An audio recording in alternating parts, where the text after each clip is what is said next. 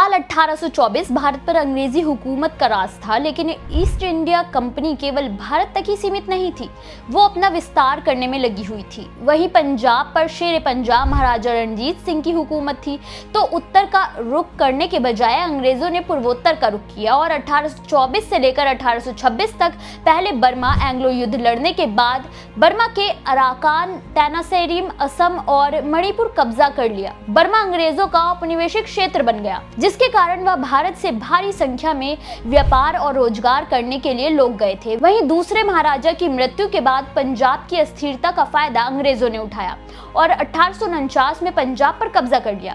इससे एक फायदा सिखों को भी हुआ, वो अब ब्रिटिश औपनिवेश क्षेत्रों में भी जाकर व्यापार करने लगे, जिसमें से एक क्षेत्र था असम। असम में सिखों का आगमन शुरू हुआ, लेकिन असम से सिखों का रिश्ता पहले गुरु नानक देव जी के आगमन से ही बन गया था। सिख गुरुओं के आगमन और यहाँ सिख धर्म के प्रचार प्रसार के कई सबूत मिलते हैं, खासकर असम में सिखों के शान से खड़े गुरुद्वारे। आज की इस वीडियो में हम जानेंगे असम के गुरुद्वारों के बारे में। नमस्कार, मेरा नाम है मोहिनी और आप देख रहे हैं नेटवर्क पंजाब।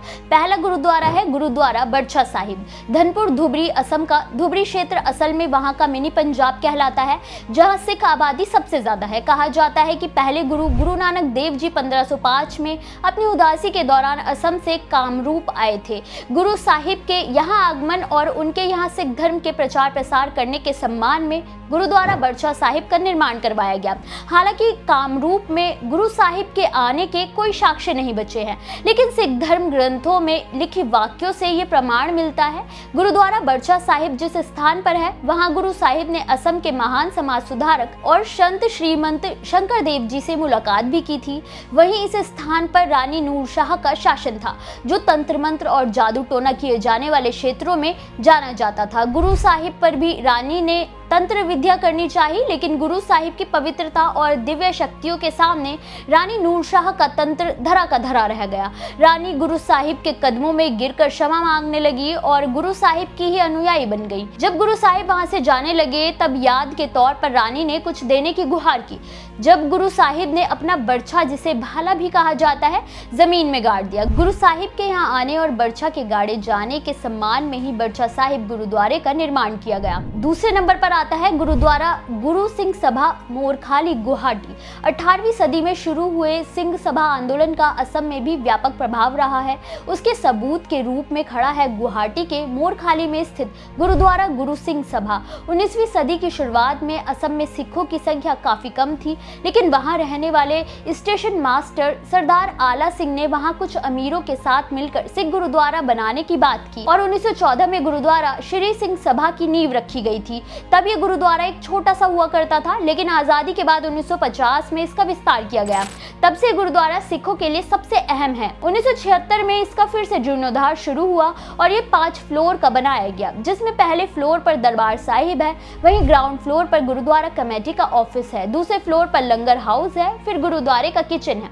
पिछले 100 सालों में इस गुरुद्वारे में जो बदलाव आए, उसे आप यहाँ आसानी से देख सकते हैं। तीसरा गुरुद्वारा है गुरुद्वारा श्री गुरु तेग बहादुर साहिब धुबरी। सिखों के 9वें गुरु तेग बहादुर जी ने पहले पातशाह के भ्रमण किए गए हर उस स्थान के दर्शन किए थे जहां वो गए थे। इसी दौरान वो 17वीं सदी में 1670 में असम की यात्रा कर धुबरी क्षेत्र में उस स्थान पर आए थे जहां ब्रह्मपुत्र नदी के किनारे गुरु साहिब ने विश्राम किया था। 9वें गुरु साहिब यहाँ काफी समय तक रुके और उन्होंने यहाँ गुरुद्वारे का भी निर्माण करवाया, जिसे गुरुद्वारा श्री गुरु तेग बहादुर साहिब जी कहा गया। इस गुरुद्वारे को दमदमा साहिब भी कहा जाता है। गुरु साहिब ने अपने निवास के दौरान अंबर के राजा राम सिंह और औरंगजेब ने अहोम सरदार चक्रध्वज के बीच के टकराव को संधि से रोक दिया था। शांति की याद के तौर पर एक ऊंचा टीला बनाया गया, जिसमें हर सैनिक ने 5 ढाल भर मिट्टी डाली। गुरु साहिब ने इसे पवित्र माना और यहाँ गुरुद्वारे का निर्माण करवाया था, जो 18वीं सदी के अंत में भूकंप से तबाह हो गया था, लेकिन इसे फिर से बना लिया गया। आज भी ये गुरुद्वारा यहाँ रहने वाले सिखों के लिए काफी अहम माना जाता है। चौथा गुरुद्वारा है शिवासागर गुरुद्वारा साहिब साहिब। रोंगपुर नगर शिवसागर असम एक ऐसा राज्य है जो 3 तरफ से पहाड़ी घाटी से घिरा हुआ है। ऐसे में वहां बाढ़ आने का खतरा सबसे ज्यादा है, जिसे देखते हुए सिखों ने हमेशा की तरह पीड़ितों की मदद करने और सिख धर्म की मूल सिद्धांतों को कायम करने के लिए रोंगपुर नगर के शिवसागर में एक गुरुद्वारे का निर्माण करवाया था, जिसे शिवसागर गुरुद्वारा साहिब कहा जाता है। यहाँ बाकी सभी गुरुद्वारों की तरह रोजाना प्रार्थना भजन कीर्तन किए जाते हैं, लेकिन इसकी विशेषता है आपदा के समय में डटकर खड़े रहना। इस क्षेत्र में करीब 50 सिख परिवार रहते हैं जो गुरुद्वारे का प्रबंधन करते हैं। ये गुरुद्वारा रोज सुबह 4 बजे खुलता है और रात को 10 बजे तक खुला रहता है, जहां रोजाना जरूरतमंद लोगों के लिए लंगर की व्यवस्था होती है। ये स्थान सिख और हिंदू धर्म के भाईचारे का प्रतीक है।